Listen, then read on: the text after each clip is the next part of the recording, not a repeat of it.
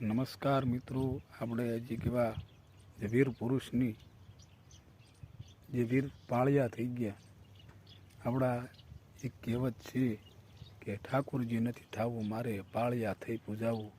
એવા એક 2 6 7 પાળિયા છે અહીંયા જે માંડવ છે ને વીડના કાંઠે.